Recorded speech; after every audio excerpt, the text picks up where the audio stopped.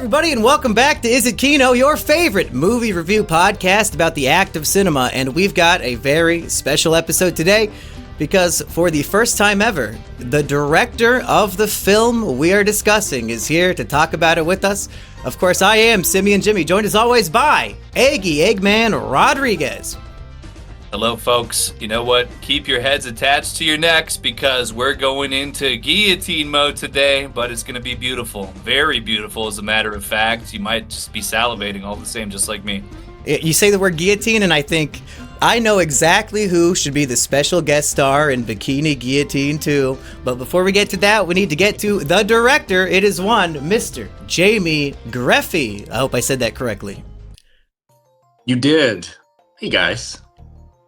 Welcome to the show. We've never had the director of the film on before, and maybe I should tell the story of how I even discovered this movie and why I felt like I needed to speak to you man to man.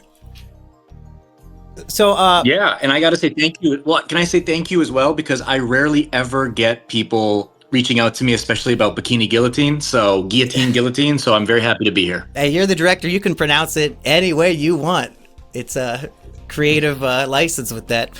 So, I'm a bad person. I browse websites that illegally post every movie and TV show ever made because I'm not going to pay for that shit. And I'm browsing by new, and a movie pops up, Bikini Guillotine 2025. And who doesn't want to watch a new movie featuring a bunch of bikini-clad women getting killed? That sounds ideal to me. And I give it a watch, and I'm thinking, wow, This is the single worst thing I've seen in my entire life. Somebody needs to answer for this. So I found Jamie's email and I hit him up. And that's not insulting to say, right? I have to assume you know the quality of your movie. No. You told me it was the worst thing you've ever seen in your life. And then you said, I couldn't stop laughing. Yes. Something like I enjoyed it. I watched it again and again. Something like this. And then you mentioned specifically the part where the girls exit the property multiple times. And I thought, okay, well, this could be an interesting conversation. Yeah. Eggy, would you like to explain to the audience what this movie is in case they're not up to date? Yes, so to be fair, I'm going to say what I believe it to be just explicitly off of my watch. So you have these beautiful women. They're all bikini clad. I believe I recognize the location in the Hollywood Hills. I think I might have been there before for a function. So a lot of nice places up there. And they're there, and they are mingling with a lot of red Solo cups, which, as a fervent alcoholic, I believe they might have been empty, but that's neither here nor there. And they're chatting, and it's pleasant. And they end up going into the home there where there's a man named Dave, and he warns these girls that there's a killer on the loose. He's escaped, and they should be cautious. But I mean, they're already there in their hot bikinis next to a pool. I mean, once again, I can tell you I've been around some of these situations. It's like trying to get an old person off a slot machine at the casino. You could literally flip the table upside down, and they're still going to find a way to have their good time. So you're saying bikini-clad women are addicted to dangerous situations and going into a pool? I think so. I think, and frankly, really, our law enforcement is supposed to serve and protect them, so I think they really shouldn't have anything to worry about. I was just in Wisconsin for Thanksgiving with my family, and the Slender Man girl, she escaped custody, and she was like on the run. She was running through the forest next to our house or something. Oh my God. I said, I'm not going to worry about it, so. But unfortunately, there turns out to be much to worry about after these women spend some time at the pool, having some conversations in a bit of a feverish state. I felt it was a bit feverish, and I enjoyed that. The entire film is a nightmare fever dream. Every technical element of filmmaking is destroyed because you can't understand a single line of the dialogue. Did you have a microphone on set? Like, it's really literally 30 straight minutes of just the women standing in the pool near each other talking, but we can't understand a word they're saying.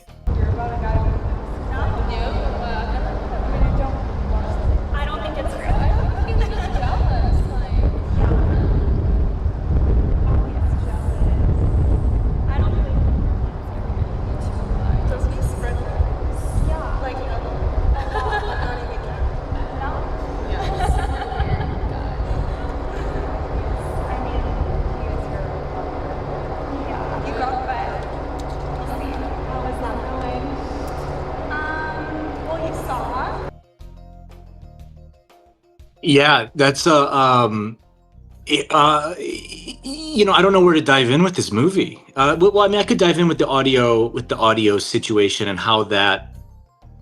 So, I mean, I think a lot of it though goes to like how I make a movie in general, and this movie in particular was made like in a very specific way, and every movie I've done, it's always just like so precise in its own way, and probably hearing somebody say the word precise when talking about Bikini Guillotine is, you're like, this guy's like off his rocker. but what? Let me tell you. So on that day when we shot that movie, I shot 3 movies in that day. That shoot resulted in 3 separate features, and they were done. I never did it like that before. That was like a personal record for me. And the first movie we shot that morning was Bad Girl School. Bad Girl School. So if you find a movie called Bad Girl School, watch it. That was shot in the morning with the exact same cast, exact same crew, and it's a very wholesome movie. Bad Girl School is literally a wholesome movie. It's very interesting. And after that, it was pivoting into the afternoon, and I knew what I was going to do. I knew we were going to make Bikini Guillotine because, and you don't mind if I kind of dive into it in this way? Is that okay? I'm loving every word of it. Okay. So the producer of this movie, Gregory Hatanaka, owns the rights to a really famous movie called Master of the Flying Guillotine. It's a martial arts flick. It's awesome. Like, it's cult classic, legit, fantastic. Master of the Flying Guillotine. And for the longest time, we'll have these jokes going back and forth where I'll say, he knows I'm doing a movie, and he'll just be like, make Mount Everest versus Flying Guillotine or something, and I'm like, well, okay, like, how am I going to do that? And then I think we circled around it, and I just thought, well, I know I'm going to have these girls there, and I know I've got a really cool location. I want to do Bad Girl School, but I want to do a horror movie in the afternoon. And I thought, well, we have a pool. There's like ways to like reverse engineer a movie. So I'm like, well, I know I have a really cool house. It's going to be a beautiful day. Got beautiful girls. We have a pool. Like, let's do horror. Let me do a guillotine movie. So let me do Bikini Guillotine. I just thought that's the title. I'm going to like lead with that. And so that movie is it is baffling. It's like a baffling movie. And there's a way that pool scene unfolded. So it's the skeleton of a movie, right? Like, you have that basic premise of there's a killer, so like, hey, there's a killer on the loose, and then that guy gets killed like immediately. There's no reason. Like, the killer's already in the house. It's like he's already inside. There's no need for any kind of development of any sort. It's just the girls are already in their bikinis. And so there's the bare bones story is kind of in place. Now, the logistics of shooting by the pool, that's its own issue. But I always try to kind of take things and make them creatively interesting. So in that particular situation, my camera operator was shooting with a mic. It was very windy, and that microphone was just picking up wind. And he's just like, this sucks. Like, I can't hear what they're saying, And then I'm also there shooting them on my phone, like, and with this iPad. So I'm shooting, he's shooting. This film was shot partially on an iPad. Absolutely. and this exact iPad I'm using right now. And so what's happening is so like for this movie, I really didn't care about the story at all, because I thought this movie has to unfold in 3 parts. The first part is I have to introduce the killer. The second part is I want the audience to kind of fall into some kind of really almost like a hypnagogic state without hypnotizing them. I really want the audience to feel almost like they get pulled through time a little bit. And I was able to do a lot of this through the editing, because since we couldn't hear what they were talking about, and I'm feeding them lines and a lot of stuff is happening like this, I kind of played that to my advantage as an editor. So when I edit the movie, it almost becomes its own kind of way of putting things together. Like, things are looped, things come back around, things melt into other things. It's very odd. It's very new age, ambient almost. And then the third part of the movie is one by one, they just die. Like one by one, they're murdered. And there's no explanation. Like, why is he killing? Who is this killer? Why does he have... there's no... His weapon can hypnotize them into laying in the bed, and then we're supposed to assume they're being pierced by a blade? Absolutely. Okay. Yeah. So the flying guillotine itself is that if you find Master of the Flying Guillotine, he's like this martial arts master that has this device on a chain, and he flings it out, and it like it can like decapitate, the victim. It's really cool. And we couldn't get access to the real flying guillotine. But believe it or not, he's like, hey, we can't get access to it because it's in a museum in Burbank and we can't get it. So I was like, well, damn, is he really gonna even entertain that opportunity? But what I did is he gave me this here, I think I have it. He gave me this kind of toy, and I do have it. So he gave me... Oh, wow. Okay, so this is the flying guillotine. This is the Bikini Guillotine right here. May I ask one question that you're maybe about to answer? Because as a fisherman, yes, sir. I immediately thought those appeared to be bait worms from an angler shop. Is that correct or not? They are worms. They're not real worms, but they're worms. Okay. Yes. So, and the cool thing is, with this, so I have that mask as well, and I like that mask a lot. And I've worn that mask in a lot of movies. Now, the one movie I did, which Film Threat reviewed it, and they claim it's not a movie, but I can tell you guys know it's a movie. But I did this movie called Lazarium, and in that movie I ripped the mask, and it actually was an accident. I didn't mean to rip the mask. That's like $100 mask, and it's like a latex mask. I ripped it. I thought, well, I'm not going to wear this mask again. But lo and behold, time goes on. Let's do a horror movie. I only trust myself to be the killer. And I figure, since I'm directing it, I know how I want to do it. And I know the kind of violence that I want, to experience, to explore. So I put the mask back on. But now and I taped it up.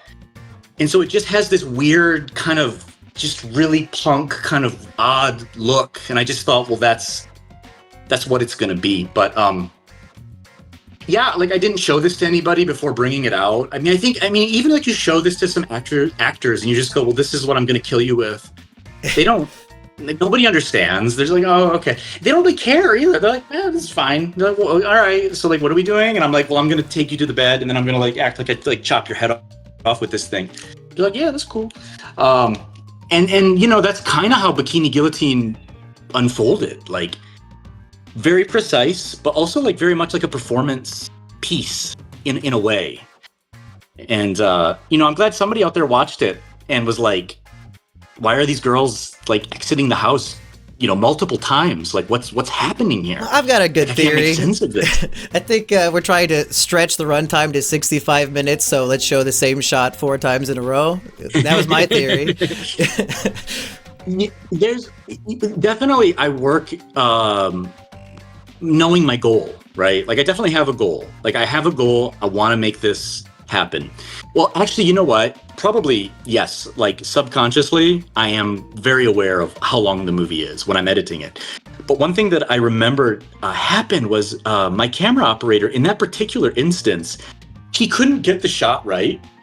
I don't know how it's not even possible. He's a great guy, by the way. I'm not talking bad about him. But he couldn't get the shot right. Maybe the girls came out once and he's like, we got to do that one again. And I was like, all right, let's do it one more time. We got 2 more movies to make today, dude. Hurry up. Yeah, he just wanted to do it, and he did it. We did it 3 times, and then I thought, well, I rarely see movies that loop things, that use every take. I rarely see movies that use every take. And I thought, I'm the director of this movie. I'm also the editor of this movie. So if I want to put something in multiple times, I can put it in multiple times. There's no reason why I can't do that. And if I like it, if to me, when I put it in and I watch it and I go, well, there's something I like about this, then I'm going to keep in. Like, none of it is done to like cause a reaction. Like, none of it's done to cause a reaction, you know, like piss people off or something like this. But it is done intentionally. And usually when I'm doing it, I kind of am just flowing with the edit. So I'm like, you know what? He did this 3 times. And I thought, I'm just going to kind of like loop time in a certain way. And then when we're watching it, like I said, I mean, something about this movie did stick out to you enough to reach out. So that's interesting to me, because there's a lot of boring movies out there, you know. And I thought, well, at least these guys are reaching out to me with good intentions. Yeah, this was experimentally bad, and I think that's better than like a Hollywood movie that cost $80 million that is just boring and sucks. At least this has creative choices that are baffling, and that's better than I could say for most movies. But I need to understand your philosophy on this entire industry. I see your Discord name's Kabuki Man, so I assume you're a Troma fan, as we are, and maybe grew up watching those B-grade movies. And you're very excited about filming 3 movies in a single day, but like, as a filmmaker, is the goal just to produce a large filmography as opposed to something you're proud of? Like, what's the idea here? So, well, yeah, I mean, the Kabuki Man thing, I don't know why I chose that at the time, but I like it. I like the way it sounds, you know. I guess when you're like choosing a name, you're like, let me just choose something, like whatever's popping up in my mind. And I was like, Kabuki Man, hell yeah, let's go with it. But yes, I did watch Troma movies growing up, among other things, you know, but that spirit is probably, you know, inside of me, the spirit of independent movie making. Now, as far as like motives and where I've been, you know, I come at this is from the only angle, you know, I know. So like, I started as a screenwriter, and I've sold a lot of screenplays. I have a master's degree in writing. I've written books, you know, I've written poetry, published essays, published poems, academic stuff, all of that. And then the screenplays were the screenplays, and so on and so forth. And then when it came time for me to, and I've said this elsewhere too, but I'm repeating myself in general, but I'm definitely happy to say it, because I'm always changing. But I think when I started having the opportunity to direct, and when I say opportunity, I think a director, I never felt myself a director for the longest time. And that was something inside of me. I was like, well, I'm a screenwriter. And I don't know if you guys have ever written a screenplay, but to me, looking back at those times when I was not a director, it's extremely frustrating in some way, because you write a screenplay and then you give it off to somebody, and then they make it, and then you watch it, and it's not the way you imagined it. So my imagination, I think, was always like ready to go. Like, dude, you need to direct. And directing is not easy. No. It's not easy. Well, these are not easy. Like, if I just interject real quick with a parallel that I'm familiar with. So as a musician, I do a lot of my own composition and arrangements. And there's been times where I've worked with other musicians, or I've worked in a certain studio, I've worked with certain producers, and they will then take what I provide for them, and then they go ahead and they do the arrangement or whatever, and they'll do it in a way that is not how I compose. If I'm composing something and I say, oh, here you go, they'll then arrange my composition differently than how I meant for it to be. And it's like, it's very grating. It's like, it's this, it's there, and it's what I gave you, but you kind of like screwed it up too at the same time. It's not quite right. So I feel like there's a similar energy there, perhaps. Mm-hmm. Absolutely. Well, there's definitely a similar energy there. Now, I had the misfortune or good fortune, I don't know which one it is, but I directed something about, we'll say 5 years ago or whatever, right before the pandemic. I directed something, and it was a massive disaster. I mean, like, the producer was like, if I ever see you again, you know, you're dead. Like, I'm coming after you. And I look at that whole experience, and I remember directing that in that capacity. I was paid to direct something, and this was not a movie. This was like supposed to be like a TV show, some kind of like a roundtable discussion scenario, and it went off the rails. There were too many people involved. There were people walking around the mansion. The talent was being annoying. Cameras were rolling. We had extra producers there. It was a nightmare. I didn't know how to direct. Years went by. When I was finally like, okay, I have the opportunity to direct now. Like, let's do this. how am I going to do it? I took everything inside of me and I streamlined it and I simplified it and I made sure that I was in control of every part of that process. Just like with this shoot, like when I roll up into this shoot, I have 5 girls, 5 beautiful girls. I have to make sure they're treated well. I have to make sure they're comfortable. I have to make sure they're listened to. I have to make sure they get privacy. I have to make sure they understand what they're going to do that day, so on and so forth, right? Like that right there is one thing. Then I have my crew, and then I have the owner of the property. We have the clock is ticking. Maybe we have 8 to 10 hours. So when I'm thinking about all of this, and the girls, by the way, they get told in advance like what I'm going to shoot. Like I'll say, hey, I'm going to shoot Bad Girls School. I'm going to shoot Bikini Guillotine, and I might do one extra death scene with you. You know, there's something like that. But they'll get like a breakdown of all of the flow of it. So they're not surprised. They don't walk in going, oh shit, I thought I was going to shoot like a Western today and you're shooting me in a bikini. No, they know exactly like what's coming. And some of them I've worked with before. And so like, for me, it's not even like, trust me, it's not, how to say it?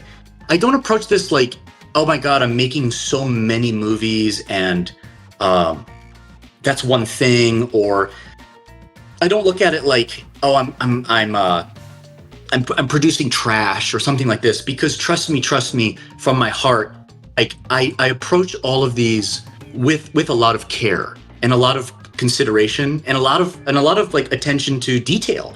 I know that sounds weird because when I read reviews from other people or people say things, like the movies make people like viscerally angry sometimes. Yes. Like people will write me and they're really angry at certain movies. You know, this guy needs to be locked up. You know, this guy, oh my God, these women, and it's on and on and on and on. But then there's other people that really get it, and they're like, this is really interesting. This reminds me of this strain of cinema that existed in the 60s. This reminds me of something in the 70s. This reminds me of that, you know, so on and so forth. So I get it. It's odd. I think for me, it's just more approaching it like I have the opportunities now to shoot. Let's just say this. Sorry, I'm talking a lot. I have the opportunities now to shoot and to have a certain amount of freedom in what I shoot. And so as long as that's available to me, then I take it. Now, the hard part is these shoots are usually one day. They're usually 1 day shoots. And I've come to like that a lot because it's almost like you show up in the morning, you go really hard all day, and by the end of the day, you know, I have a movie or 2, usually 1. 1 would be the sweet spot. 2 seems to be the norm. 3 is usually not possible. But in this case, if you go and you watch Bad Girls School, Bikini Guillotine, you could track down a movie called Sorority House Guillotine, which will not say on it that it's directed by me. But if you track down Sorority House Guillotine, you will notice a lot of similarities, but you'll notice completely different kills, which is interesting.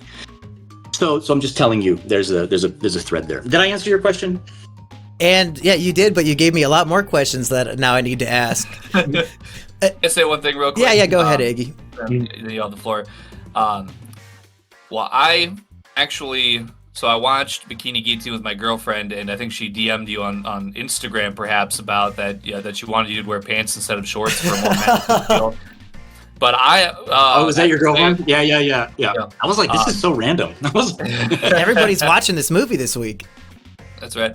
I have to say the breakdown that you gave with the editing completely speaks to me. I completely got the exact same energy when I was watching it. She seemed to kind of miss it, but there's been times where like I'm a fan of cinema that has a bit of a psychedelic or a feverish or maybe an unsettling quality. And I felt like that was coming through with editing. I've done such similar myself. I had actually one particular instance, I had some wind shot footage. And what I did, I had about 3 shoots, three pieces of footage that were a similar aspect ratio, similar setting, and so on. and I like keyed them differently.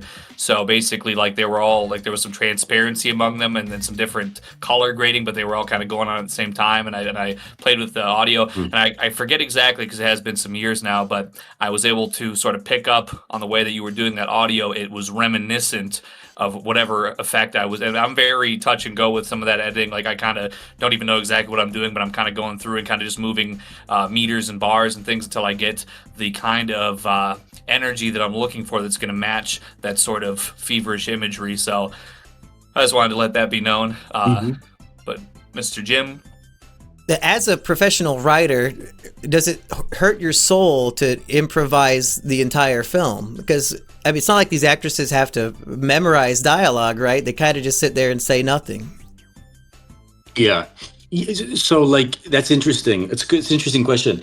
I don't consider myself a professional writer, and I need to just clarify that. Like, I have a background in writing, and it's so odd to me because I spent like 10 years of my life really devoting myself to writing, and several books came out of it. Like I said, a lot of short fiction, a lot of poetry that was published, edited by editors, you know, all of this stuff. And then I look and I go, well, I think that was just kind of one part of my evolution just as a person. It's almost like I had to kind of walk through that room to get to this room now where I'm at, because the cool thing is where I'm at now, and again, people listening to this are going to be like, this dude's literally talking about a movie called Bikini Guillotine like it's Citizen Kane. But the thing I'm saying is, like, to even pull off something like Bikini Guillotine, I had to kind of go through this rigorous academic process where now I almost like Bikini Guillotine to me is it has this really beautiful almost like a haiku. It's almost like a haiku like structure. You know, there's that beginning. Like I said, there's that beginning that's very bare. There's very bare plot. It's the plot is just a string, and then it's the pool, and then it's one by one they die, and it's like almost like it's almost like life. You know, it's almost like that's life in a way. You know, there's something about that to me that's so beautiful. That didn't sound right, but there's something about that that's so beautiful to me. I've done this structure in multiple movies now. About 5 movies, I've done this very similar structure, which is some kind of introduction to the conflict, an unfolding, a very real life unfolding of things, girls by the pool, talking, whatever it is, and then one by one, procedurally, they all die. And then there's no explanation. I don't know why I've chosen that exact structure to do multiple times, but it just kind of, it fit me at the time, you know, what I wanted to do and how I wanted to do it. It became like, okay, Jamie, that's the structure you're going to do for this movie. And I think having passed through kind of, like I said, kind of rigorous academia, you know, going through that gauntlet, now I can kind of take a step back and just go, oh, like, it's so nice to be able to shoot something like that, just what I like and what I want to see. You know, we shot this movie called Bigfoot Primal Encounter. It's quite good. You should watch it. Bigfoot Primal Encounter. It's a Bigfoot movie. It's very interesting. I'm not really in it that much, but I direct it. And again, and the improvising. Sorry, the improvising. This is a really interesting thing to me because you're right. Like, okay, you went through all this writing and now you're just having people like make things up spontaneously. But for some reason, like, that as an art form is so interesting to me. That this kind of like what we're doing now, like how we're kind of flowing through a conversation, but doing it in a way that's kind of like set up as a movie, but it's not set up intentionally to be bad. And I think that's one thing I would want people to know, which is like Bikini Guillotine is not set up intentionally to be bad. Like, when we're shooting it and I'm telling the girls what to say, even if it doesn't come through, everything is done like I'm completely just in my moment. Just, okay, say this. Okay, do that. Okay, get from this angle. Let's do this. Like, we're working, you know? We're trying to knock that out before lunch. We need to get all of those things taken care of. And sometimes within a lot of these improvised moments, really awesome, beautiful things come out. And if anything, you get to see, I get to see a performance in a certain way that satisfies me. It just satisfies me. It's almost like, oh, and that's one thing. When I had some of these movies that I didn't direct, they were produced and I got to watch them. That was where I was really doing this kind of thing. Like I was really like, oh my God, like that's my dialogue I wrote. And I realized, guys, I'm not good at writing dialogue. Like it's hard for me. It never sounds natural. It doesn't flow like in the way that like a Seinfeld script would flow, or like a Simpsons script, or whatever. Like whatever those guys are doing in those rooms, they're great. You know, they're great writers. I'm not.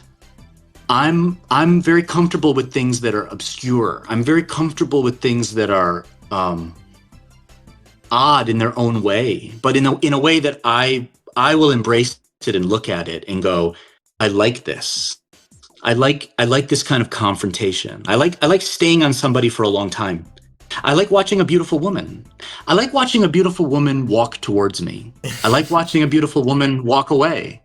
I like the back of her neck, you know. I like her spinal cord. You know, so like these things, like as a director, I'll start to pick up on in certain movies, you know. I think Bikini Guillotine really indulges that. But like, you know, you tap into something called Bikini Guillotine, you really get the meat of something. You don't really get a story. You almost get something where you almost feel like maybe you should take a shower after. Like you don't get it. You're kind of like something's like wrong with this movie. Like something's like off with it. Like it feels off. I like that for this movie. Can you walk me through the behind the scenes of, I just finished editing Bikini Guillotine.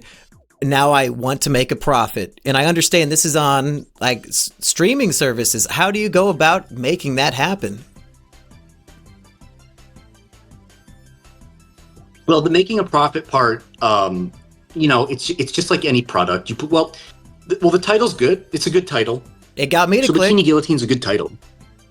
Yeah, you know, we could like look at this as like an example. It's like a microcosm, and I'm not even saying this is a profitable movie. Like the time will tell. What, Shudder didn't pay you big money for this shit? Because I honestly don't know how this stuff works. Do they pay you at all, or do you just upload it? Oh no. So Cinema Epoch is a distribution company that's done business for decades. Cinema Epoch is a distribution company. They own hundreds and hundreds of movies. So the distribution company I'm lucky enough to have a distribution company backing my work. So, I mean, I think that's one thing that kind of like would separate me from somebody that doesn't have that. Now, there's nothing stopping people from taking their own work, producing it, and putting it out. In fact, the first 3 movies I shot that I sold to Cinema Epoch, I shot by myself. Sorority Girl Massacre, Black Static at the Moment of Death, Sorority Girl Massacre, Guts of Ecstasy, and Sorority Girl Massacre, Ritual Examination. Ritual Examination they didn't buy, but they bought the first 2. I shot those just by myself, like with no distribution path in sight. But what a distributor can give you is they can give you reach. You know, they can get it. They know how it needs to be quality controlled. So the funny thing is, even something like the audio and all of this on Bikini Guillotine, well, believe it or not, if you were to watch that movie and analyze the audio, actually it passes quality control. The audio itself is not like, can I swear or no? Oh, of course. Okay, the audio is not shitty. You know, the audio is actually clean. It's actually clean on the meter level. That's what I'm trying to say. Like on the meter level, it can pass as clean. So like when the whatever system they feed that into kind of reads the file, you know, the file can pass quality control. You know, after that, it's you know, whether these things are profitable or not really depends on the market. Like right now, these kind of mature titles don't make a lot of money, you know, as you put them out. But remember, I shot 3 movies that day. Right. And Bad Girl School has over 1 million views in 2 months. So for a movie like that was shot on the same day as 2 other movies, that's not bad. Like that number is not bad. And how does the revenue stream work? Like, so it gets 1 million views on some streaming site, and I'm guessing there's ads involved and people are paid members. How does the money, funnel to the filmmakers at that point? Well, I mean, that's on the deal level, so some films, I'll get paid, I'll get paid as I get paid as a fee to direct. Does that make sense? Like for work paid for my day, I'll have a day rate that you'd have to pay me. So if you want me to it's make not really a movie for you, royalties situation where you keep getting paid month after month. I mean, you could. That's an agreement that you would work out with the distributor. Okay. That's a different agreement. Yeah, you'd work that out with the distributor, and then you would get a percentage of the ad revenue. And again, it all depends like which streaming services would pick up your movie, and then the ads that run on that movie. And as I was saying, like something like Bikini Guillotine, like it's not a really ad-friendly movie. That's a problem with that movie. So advertisers want things that are more they're friendlier now. They want things that are not as explicit actually. And I know like Tubi has tons of great movies. For example, Fossum, Tubi, these platforms have tons of great movies. But if the advertisers that are paying a lot to that service aren't advertising on your movie, and people aren't watching your movie, that's not going to result in a big profit for the distributor. So I mean, somebody like me, just like full disclosure, like I'll usually, if somebody hits me up and says like, I'll pay you money to make a movie, this like ideas that I could entertain. So like a day rate. So, and actors do that too. Like a lot of actors, I mean, the actors I work with on these movies, well, they get paid. I pay everybody. So nobody's being taken advantage of or swindled, but nobody's set up on like a royalty system. It's just like, hey, you do the work, you do the movie, bang it out, knock it out, move on. And that's very normal in Los Angeles for a lot of different kinds of properties, music. Yeah, I know movies like verticals, Paranormal Activity, the actors got paid like $5,000 and then the movie makes $500 million and they're just shit out of luck. Yeah, and then also with musicians and everything, I'm familiar, you'll have there might be somebody recording something for a project, but they may have a studio or a session musician that's supplied that might play a particular instrument that gets paid a certain rate for that. Yeah. And they might not be a part necessarily or credited in the production agreement and everything of this release. So there's that also. So did these bikini women Absolutely. get paid hourly or by the movie on that day? No. I just pay a day rate. I'll just pay a day rate. Yeah. So yeah, these movies have a budget. They have a budget that I'm responsible for, and then I like to. That's another thing is I like to come in under budget. So, and it's not again for being cheap, like to be cheap, but I love the idea. Since movies like this, I think what I would have younger filmmakers try to understand about distribution right now is, yes, people will tell you, okay, now is the time to make a movie. You can get it out. You can self-distribute it. You can put it out. Yes. Go ahead and try that and see how much money you make. Do an experiment. And you'll probably realize very quickly that your investment won't come back. Like you might put $5,000 into a movie and then all of a sudden you're like, why did I only get paid $30 this month? But you'll start to understand valuable lessons about how the industry is kind of working in that way. So like I said, a movie like this, I'm very fortunate that I have a production and distribution company behind me that is willing to take a risk on a movie that for them might not be profitable for 5 years. This movie might not make its budget back in 2 years, or, and I'm not, I can't tell you the secret sauce, it might have already made its budget back, So that's the thing, like, who knows? It all depends how many people can see it, how many ads are running on it, which platforms pick it up, so on and so forth. So it's a gamble, it's a gamble. They gamble with me. So, and this goes back to an earlier question you asked about like kind of the volume of movies I make. Well, I saw a lot of filmmakers who were like, yeah, I'll make a movie, but I need 10 days, or something like this. Fair enough. Oh, I need a movie, but I need $30,000. Okay. So then maybe I can come in and go, well, I can do it in 1 day and I can give you something that actually looks pretty damn good. And I can make something very competent, and again, Bikini Guillotine, people are going to be like pulling their hair out going, what is this guy talking about? But It all depends on the project. Like I said, Bikini Guillotine is a very particular project for a very particular audience. Probably you guys. Yeah. You guys are probably the audience for that movie. I think I want to say this real quick just because I saw something. Which is cool. As I was looking into doing a bit of preparation for the podcast today, somebody had recently reviewed the Bikini Guillotine on his site, and it was a bit of a confusion for this reviewer. But also what I noticed is that this reviewer had reviewed 2 other of your films that I don't have immediately in my recollection. But both of those films, there was sort of a similar theme of like, oh, this is unique and interesting, but those were both very well scored reviews comparatively to Bikini Guillotine. Although I did enjoy the film and I did feel the sense that you were going for, I think, on the picture. And maybe I could say that, from a critical angle, maybe the final act with the killings, maybe not as much for me, but it was very interesting. I was telling my girlfriend, and she thought it was funny. So we reviewed this film, Fred the Movie, which was this Fred Figglehorn, a Nickelodeon guy that he had with like his high-pitched voice. And when we reviewed the film, I had a unique take that this film was expressing like a sort of a social awkwardness of a young boy in a way that's supposed to kind of be the point of the picture, but I was kind of looking at it a different way. And so we're watching this, and my girlfriend, she's like, I just don't understand what's going on. I was like, if I was at a pool function with a bunch of attractive women there, I'm about to be having an anxiety attack, and it's going to be like this. It's going to be like there's words being said, vaguely perceivable, but and some of the camera work is kind of going to the women and kind of pulling to the side like that. And I'm like, oh, that's going to be me, because I'm going to be staring at the wall, and I'm going to look over and there's a beautiful woman up, and I'm kind of going to be kind of going like this with my, I'm like, and that's just one way of looking at it. But she thought I was a little bit kooky, but I said no, I feel this.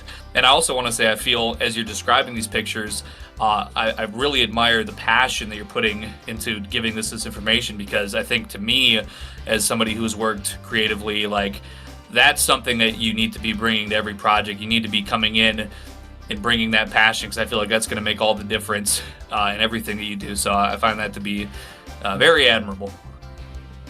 Oh, thank you. Yeah,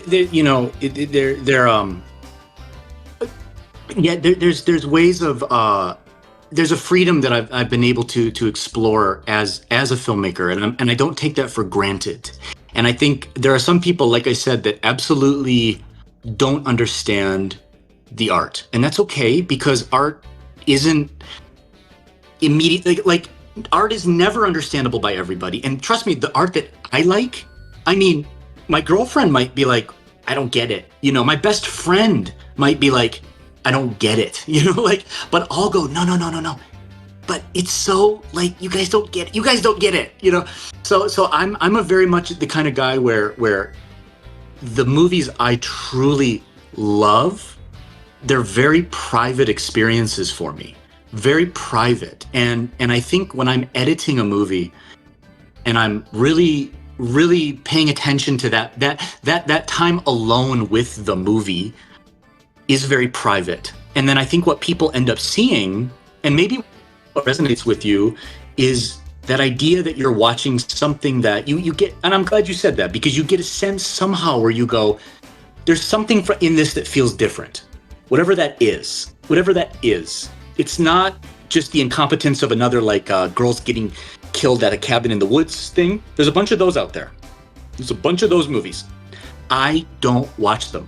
I love horror movies. I can't make... Oh, that's another thing. I'm probably... Like, I tried for so long. I thought, you're a horror guy. Like, you love horror. You grew up with Trauma. You grew up with Friday the 13th, Halloween, Texas Chainsaw Massacre, The Shining, whatever. Grew up with all of it. But then when it comes time to making your own movie, this, for me at least, I realized that my vocabulary of horror is different than what I wanted it to be. I wanted to be that director at first that was like Shudder. You mentioned Shudder. I don't think Shudder would touch my stuff, any of the movies I've ever done. I can't imagine them going, this is for us. And I can tell you, because I've reached out to directors that I admire.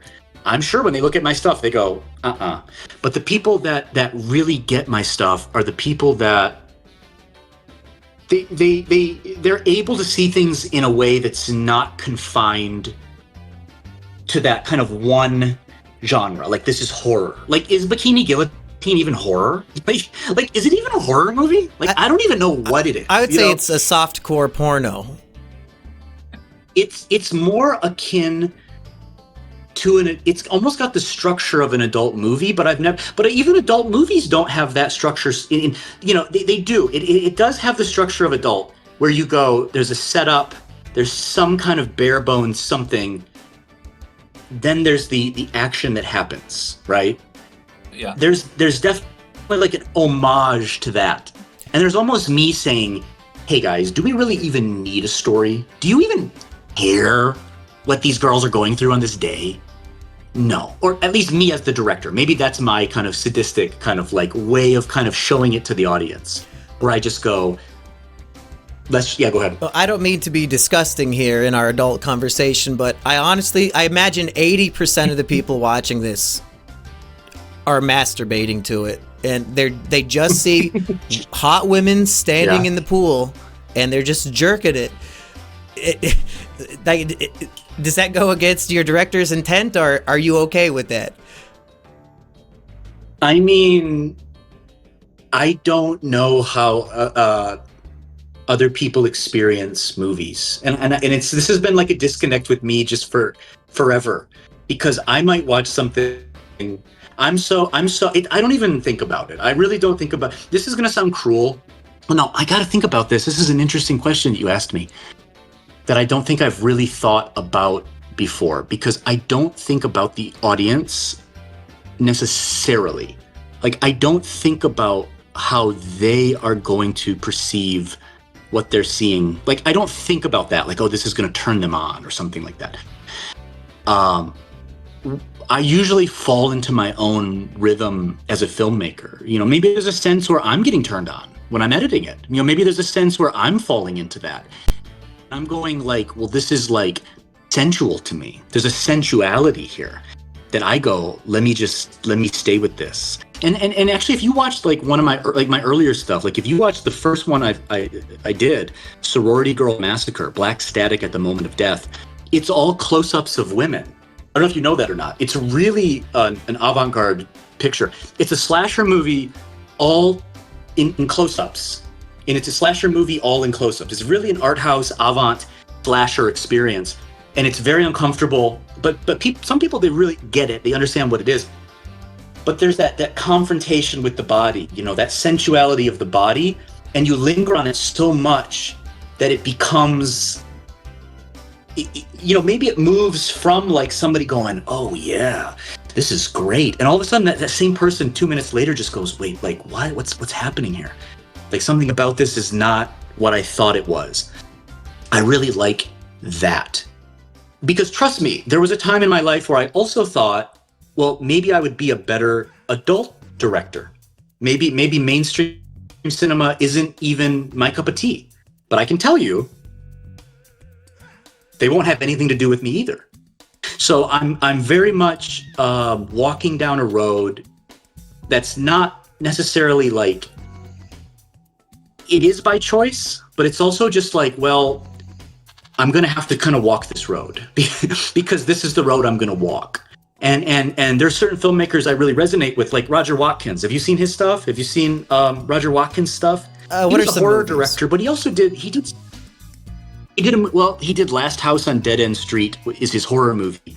Then he did a movie called Corruption, which is an adult movie, but it's a very unsexual adult movie. It's very interesting. And he did Midnight Heat, which is a very unsexual adult movie. Now, the adult scenes are what they are, whatever. But the tone of those movies is very interesting to me.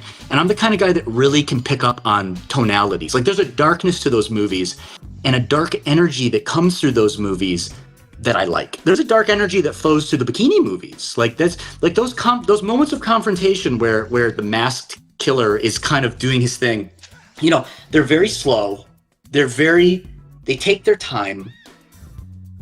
They don't rush, and they take their time almost like to the point where it's like it's too much almost, and you almost want to look away, But what I like is I like staying at that moment where I go, don't look away. Just be here. Just be in this, you know.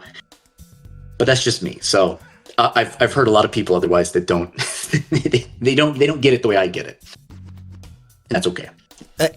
As the only film from you I've seen being this one, what would you recommend? Like, I know it's hard to choose your favorite of your children, but like, what is the movie you're the most proud of as a film? Yeah, that's hard. I mean, are you more of do you like horror stuff? Like, what did you like about Bikini, or what captivated you about Bikini? The chick with the Anything? pink Or and like black what kind of- bikini was really hot. And I wanted to stare at her the whole She time. is. She's really pretty. Yeah, so like those kind of like moments of confrontation, you might, you know, it's hard for me to kind of go like, oh, this is the one that I like, because I've actually rewatched some of the other ones recently with some friends. They wanted to kind of dip in, you know, with me kind of watching, and every time I see them, they're really, it's really hard for me to recommend one over another. I mean, I would say like Love Hurts, which is, you know, silly kind of cliched title, but that was like the first one I did. I shot that one on October 1st, 2024, and I shot 2 movies on that day. And that one absolutely holds a special place in my heart for slowness and kind of density. It's got this dense horror feeling, and I wear the same mask in that one. So if you like that kind of horror vibe with a woman being pursued by a masked killer, I mean, there's plenty of those to find. Torment of the Witch is one that I wish more people would see. I think Troma picked that one up. I think that one's on Troma's streaming service.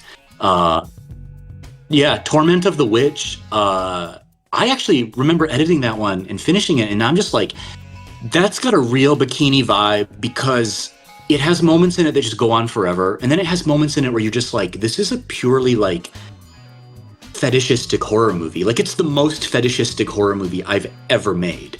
I don't think I could even make something like that now. And I feel like I'm saying that like so much time has passed and a lot hasn't, but I just think what I was able to get away with in that movie as a director, a movie like that's a good example of a movie that probably is going to take a long time to make its budget back.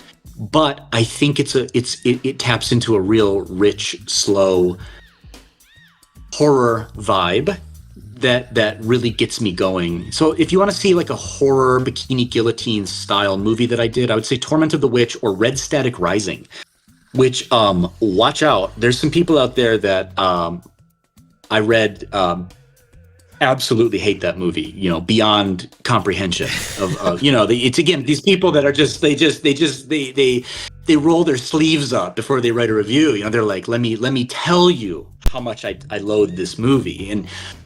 And then Lazarium is another one I made that Film Threat, we gave it to Film Threat to review.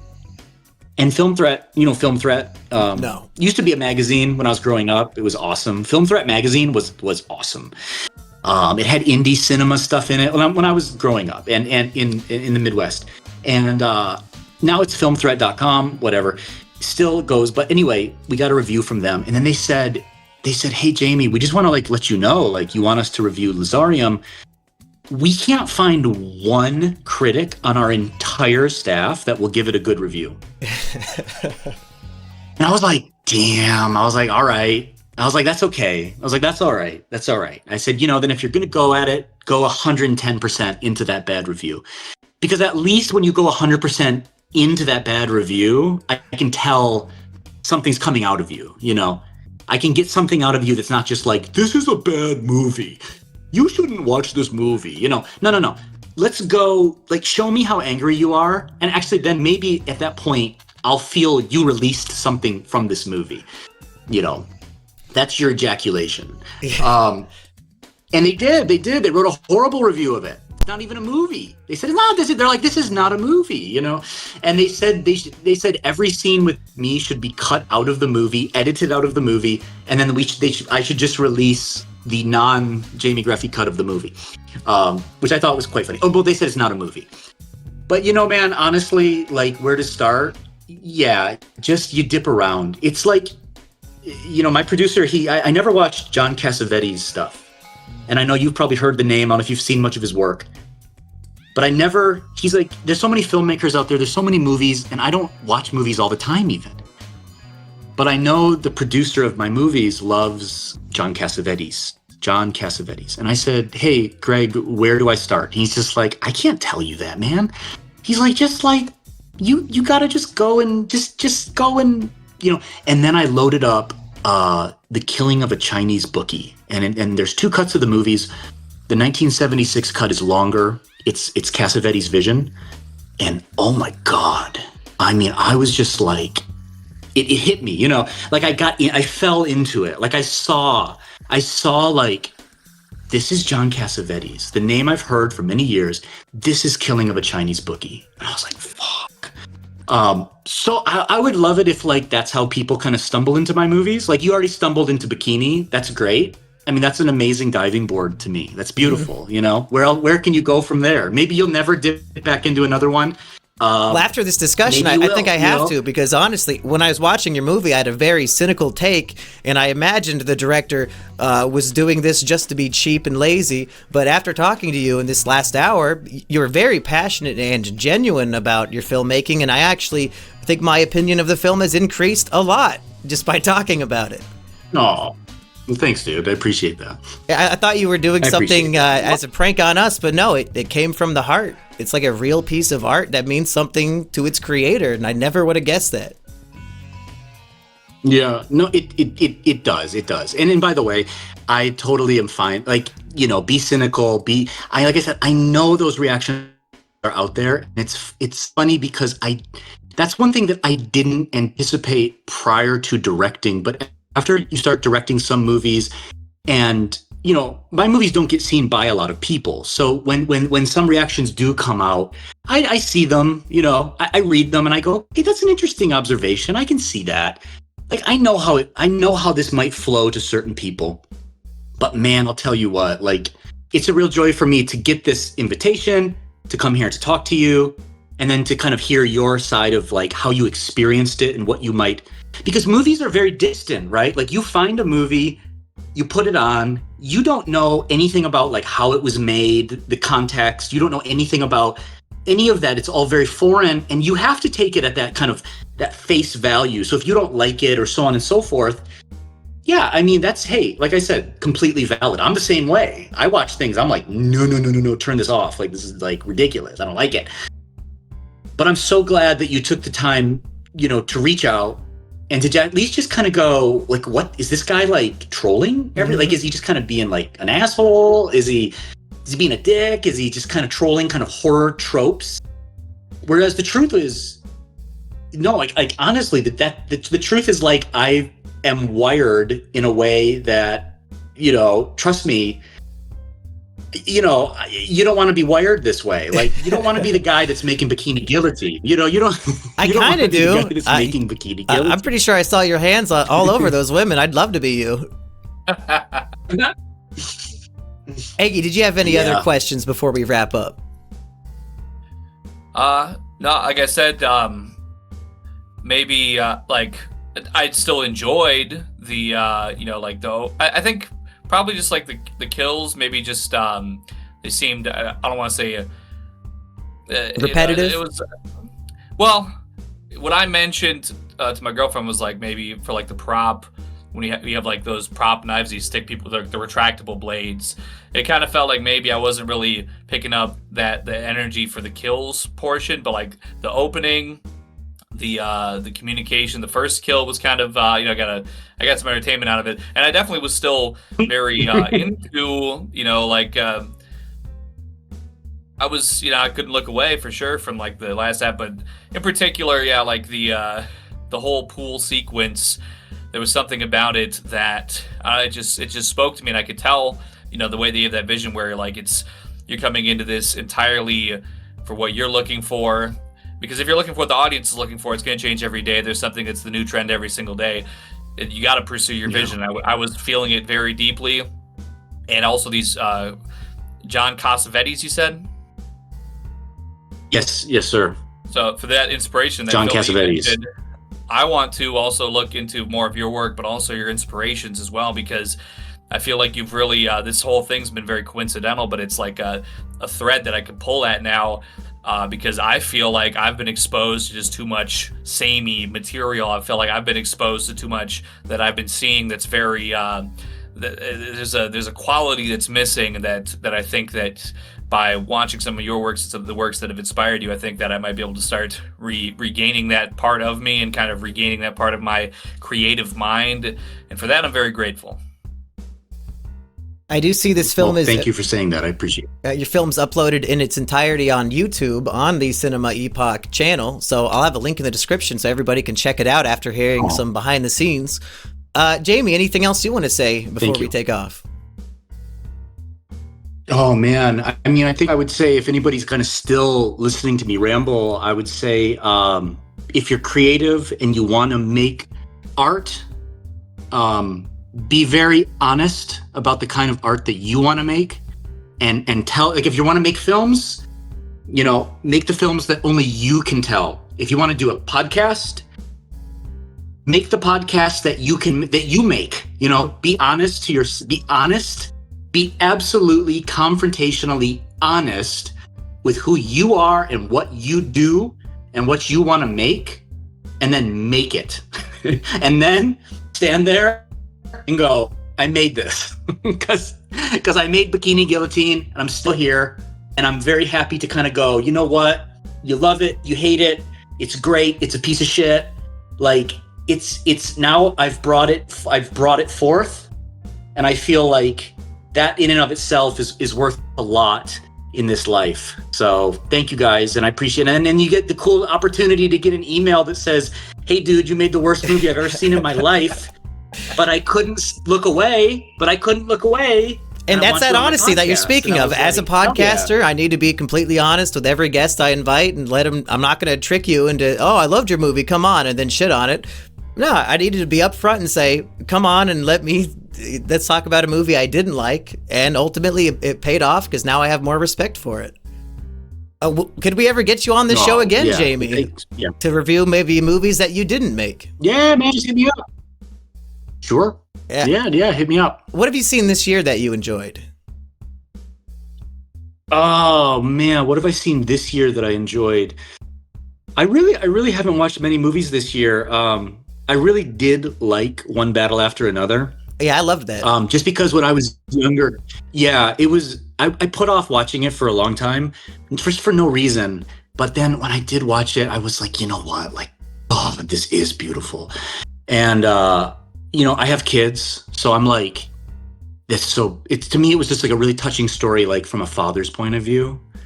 And so I felt that so deeply, you know. I love that. And oddly, I've actually really been enjoying The Young and the Restless, which is a soap opera. Yeah. Are they mixing it up this season? You know, whatever's happening with it, I just like dip in, just like whatever's happening. And I find myself kind of like blissfully just kind of enjoying the tonality of it all. So you can expect some kind of Young and the Restless, One Battle After Another, Bikini Guillotine stuff from me. Oh my God, I can't wait. So we're going to have one of the characters say, you like black girls? I love them. That might be pretty good. My favorite character in that film. Right on. Eggy, anything you want to plug this week? No, like I said, right now I'm almost at 13,000 subs on my YouTube channel. It's One Egg White on YouTube. We've got some streams coming up. We're going to do a little bit in between before Christmas, before I go see my family. We'll have a little bit going on there. So just the usual. If you know me, we like music. We like, talking trending topics and just having a grand old time, some video games, etc. So make sure to go check that out, and hope to see some people there. All right. Thank you for tuning in. Peace, people.